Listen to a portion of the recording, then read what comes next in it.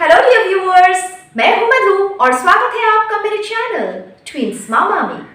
Recently मेरे एक colleague ने मुझसे आके कहा कि उन्हें टेंशन हो रही है ये सोचकर कि कहीं उनके बेटे को ऑटिज्म तो नहीं है, क्योंकि वो कुछ रिपीटेटिव मूवमेंट्स कर रहा है, हाथों की कुछ एबनॉर्मल मूवमेंट्स या फ्लैपिंग काइंड ऑफ एक्टिविटीज कर रहा है। तो उन्हें ये थोड़ा सा टेंशन हो रहा है कि शायद उनके बच्चे को ऑटिज्म है। तो मुझे लगा कि अगर एक मेडिको को इस तरीके का ख्याल आ सकता है तो शायद यूजुअल पेरेंट्स को भी ऐसे कुछ चीज़ों को देखकर ये ख्याल आता होगा कि कहीं उनके बच्चे को ऑटिज्म तो नहीं है। आजकल गूगल में बहुत सारा इंफॉर्मेशन अवेलेबल है, तो अगर आप अच्छे से चीज़ों को ना पढ़े आपको कन्फ्यूजन हो सकता है और होना लाजमी भी है, क्योंकि अपने बच्चे को लेकर हम अक्सर बहुत ज़्यादा इमोशनल होते हैं। आज के वीडियो में मैं आपको ऑटिज्म के बारे में सब कुछ बताने वाली हूँ। आपके सारे डाउट्स क्लियर होने वाले हैं, तो इस वीडियो के अंत तक बने रहें और जानें कि ऑटिज्म के साइंस एंड सिम्टम्स क्या होते हैं। और एज पेरेंट्स ये जानना बहुत ज़रूरी इसलिए होता है कि कहीं अगर आपके बच्चे को ऑटिज्म है तो पेरेंट्स ही हैं जिनको ये बात सबसे पहले पता चलती है अपने बच्चे को देखकर, उनके बिहेवियर को नोटिस करके। तो वीडियो के अंत तक बने रहें। अगर आपने सब्सक्राइब नहीं किया है मेरे चैनल को तो काइंडली सब्सक्राइब भी कर लें। मैं इसी तरीके के प्रेगनेंसी और पेरेंटिंग रिलेटेड मेडिकल इंफॉर्मेशन को सिंपल लैंग्वेज में अपने चैनल के थ्रू ऑडियंस तक लेकर जाती हूँ। ऑटिज्म को मेडिकल टर्मिनोलॉजी में ऑटिज्म स्पेक्ट्रम डिसऑर्डर कहा जाता है और अक्सर ये काफ़ी कम एज में ही डायग्नोज हो जाता है। और जब ये डायग्नोज होता है पेरेंट्स के लिए एक बहुत ही इमोशनल रोलर कोस्टर होता है और उनके जहन में बहुत ज़्यादा डर बैठ जाता है। ये कंडीशन बचपन में डायग्नोज हो जाता है, लेकिन ये पूरी ज़िंदगी भर चलता है। दो इसकी जो इंटेंसिटी है या इसकी जो गंभीरता है हो सकता है एज के साथ ये काफ़ी कम हो जाए। जो व्यक्ति ऑटिज्म से पीड़ित होते हैं उनका दिमाग आम व्यक्तियों की तुलना में थोड़ा अलग तरीके से चलता है। और अगर आप कंपेयर करें दो डिफरेंट इंडिविजुअल्स को जिनमें ऑटिज्म है, उन दोनों में भी आपको काफ़ी डिफरेंट सिम्टम्स नज़र आ सकते हैं। ऑटिज्म स्पेक्ट्रम डिसऑर्डर या ASD हो सकता है बस कुछ माइनर प्रॉब्लम्स ही लाए इससे पीड़ित व्यक्ति के लिए। ऑन द अदर हैंड हो सकता है ये इतनी डिसेबिलिटी लाए कि उनको फुल टाइम केयर की ज़रूरत पड़े। रिसर्च स्टडीज़ में ये पाया गया है कि मेल चाइल्ड्स ज़्यादा ससेप्टेबल होते हैं टुवर्ड्स ऑटिज्म या ऑटिस्टिक स्पेक्ट्रम डिसऑर्डर की ओर, लेकिन अगर फीमेल चाइल्ड में ऑटिज्म हुआ तो इसकी जो सिवियरिटी है वो ज़्यादा होती है मेल चाइल्ड के कंपैरिजन में। ऑटिज्म स्पेक्ट्रम डिसऑर्डर एक अम्ब्रेला टर्म है और इसके विभिन्न प्रकार होते हैं। पहला और सबसे आम जो है उसे कहा जाता है क्लासिक ऑटिज्म। क्लासिक ऑटिज्म या ऑटिस्टिक डिसऑर्डर जिसे कहते हैं, इसमें एक बच्चे को कम्युनिकेशन में काफ़ी असुविधा होती है। वो हकलाता है या फिर रुक रुक कर बातें करता है। उनमें एम्पैथी कम होती है, मतलब अपने आसपास जो लोग हैं उनके इमोशंस को समझने की जो कैपेबिलिटी है वो कम होती है। ऑटिस्टिक बच्चे अपने फीलिंग्स, इमोशंस, इच्छाओं को प्रकट करने में काफ़ी असुविधा महसूस करते हैं, लेकिन हो सकता है वो मैथ्स या मेमोरी स्किल्स या फिर आर्ट इन सब में काफ़ी आगे निकल जाएं, मतलब काफ़ी स्किलफुल हो इन एक्टिविटीज़ में। दूसरा डिसऑर्डर है चाइल्डहुड डिसइंटीग्रेशन डिसऑर्डर।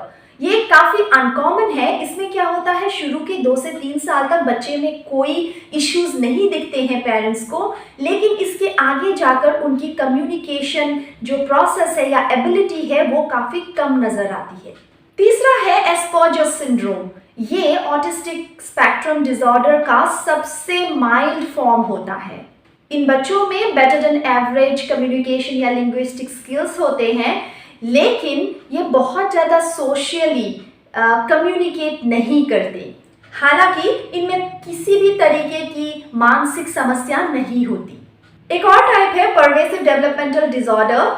कुछ बच्चे ऐसे होते हैं जिनमें ऑटिज्म स्पेक्ट्रम डिसऑर्डर के कुछ सिम्टम्स दिखते हैं, लेकिन पिछले 3 टाइप्स के बारे में मैंने जो अभी डिस्कस किया है इनमें से किसी में भी ये बच्चे फिट नहीं होते, फिर इन्हें इस पर्टिकुलर टाइप में परवेसिव डेवलपमेंटल डिसऑर्डर में शामिल किया जाता है।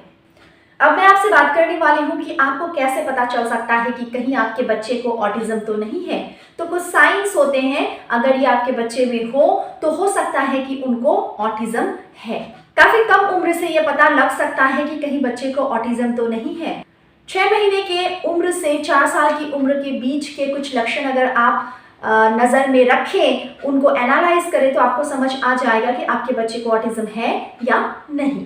जो ऑटिस्टिक बच्चे होते हैं वो किसी भी तरीके के गेम्स में इंटरेस्टेड नहीं होते। आप अगर उनको देखकर स्माइल करें तो वो स्माइल बैक नहीं करते, मतलब उनको दूसरों की इमोशंस की कोई समझ ही नहीं होती। ज़्यादा देर ऐसे बच्चे फिजिकल कांटेक्ट में रहना पसंद नहीं करते हैं।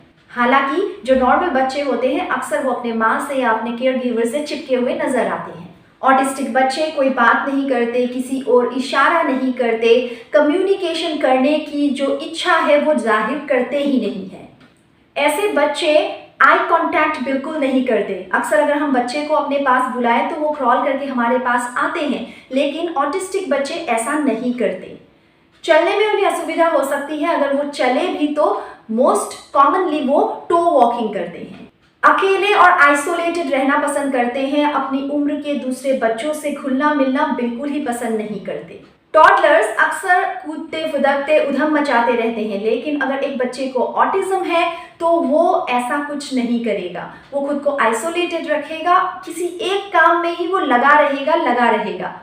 बातचीत करते वक्त ये सामने वाले व्यक्ति के द्वारा कहे गए वर्ड्स को बार बार रिपीट करते हैं। रिपीटेटिव मूवमेंट्स काफ़ी कॉमन होते हैं, जैसे हाथों का फ्लैपिंग या फिर एक जगह राउंड राउंड घूमना, चक्कर लगाना। नॉर्मल बच्चे भी ये करते हैं, लेकिन अगर ये सारे सिम्टम्स को रिलेट हो तभी आप कह सकते हैं आपके बच्चे को ऑटिज्म है। नॉर्मली भी बच्चों में वेस्टिबुलर सिस्टम के डेवलपमेंट के लिए राउंड एंड राउंड घूमना काफ़ी कॉमनली दिखता है। ऐसे बच्चे हो सकता है कंटिन्यूअस अपनी बॉडी को एक रॉकिंग मूवमेंट में मूव करते रहें या कंटिन्यूअस ताली बजाते रहें। इसके अलावा पेरेंट्स या टीचर्स द्वारा दिए गए इंस्ट्रक्शंस को ये बिल्कुल फॉलो ही नहीं करते हैं। हो सकता है ये डेली लाइफ की सिंपल चीज़ों को देखकर, फॉर एग्जांपल सोफे को देखकर या फिर किसी स्टफ टॉय को देखकर डर जाए। वहीं बाहर जब आप ट्रैफिक में चल रहे हैं तो आते जाते कार को या नए एनवायरनमेंट को देखकर शायद ये ना डरे। मतलब ये रिएक्शंस काफ़ी अनप्रिडिक्टेबल होते हैं।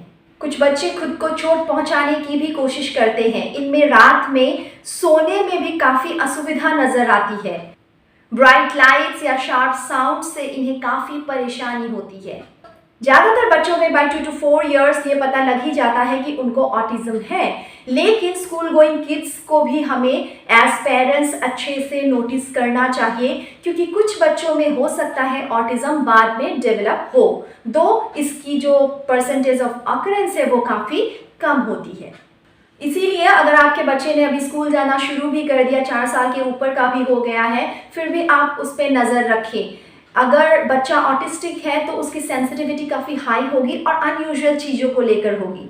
मतलब फॉर एग्जांपल आप उसे बुला रहे होंगे, वो कोई रिएक्शन नहीं देगा, लेकिन किसी ब्राइट लाइट के आने पर या फिर चिड़िया के चहकने पर भी वो चिढ़ जाए या गुस्सा हो जाए या स्ट्रेंजली रिएक्ट करे।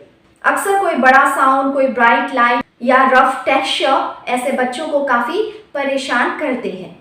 दूसरी बात है, ऑटिस्टिक बच्चे खुद को सोशली एक्सेप्टेबल वे में एक्सप्रेस नहीं करना जानते। फॉर एग्जाम्पल बिना किसी बात के वो रोना धोना शुरू कर देंगे, चिल्लाना शुरू कर देंगे, हंसने लगेंगे या फिर चीज़ों की तोड़ फोड़ करने लगेंगे। एग्रेसिव और ऑब्सेसिव बिहेवियर ऐसे बच्चों में काफ़ी कॉमन होता है। अगर स्कूल गोइंग बच्चा है और आप नोटिस कर रहे हैं कि वो शॉर्ट सेंटेंसेस में बात कर रहा है, ग्रामर का उपयोग नहीं कर रहा है, हो सकता है कि उसे ऑटिज्म है। On the other hand, non verbal जो भी स्किल्स हैं उसमें शायद वो काफ़ी स्मार्ट हो, मतलब उसे कम्युनिकेशन में इश्यू हो सकता है, लेकिन नॉन वर्बल चीज़ों में, स्किल्स में वो काफ़ी एक्सेल कर सकता है।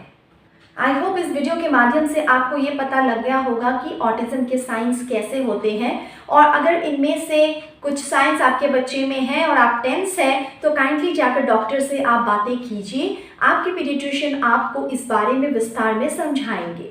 अपने अगले वीडियो में मैं ऑटिज्म रिलेटेड कुछ और बातें आपसे करने वाली हूँ कि पेरेंट्स कैसे एक रोल प्ले कर सकते हैं ऑटिज्म रिलेटेड केसेस पे। So stay tuned and subscribe to my channel. अगर आपको मेरे चैनल का कंटेंट्स पसंद आए तो अपने फ्रेंड्स एंड फैमिली में भी शेयर ज़रूर कीजिएगा। Thank you so much. See you soon. Till then take care.